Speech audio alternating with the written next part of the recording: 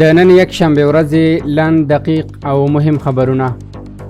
د کار او ټولنیزو چارو وزارت وایي د سه شنبه په ورځ د 1402 هجري شمسي کال د اسد میاشتې په 24مه د افغانستان اسلامي امارت په مشرۍ د امریکایي اشغال پر وړاندې د افغانانو د جهاد د بریالیتوب د دویمې کلیزې په پار عمومي رخصتي ده.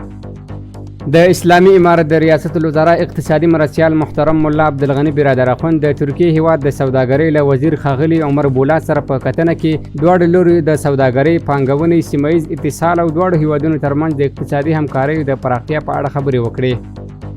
د ریاست الوزرا سیاسي مرستیال مولوي عبدالکبیر راستنو شوي استادانو او د هیواد د بیلابیلو پوهنتونونو له استادانو سره په ګډه غونډه کې وویل د افغانستان پوهنتونونه د تیر په څیر پوهنتونونه نه دي چې د ګوندونو او مذهبونو مرکزونه وو، بلکې پوهنتونونه د تحصیل او زده کړې ځایونه دي.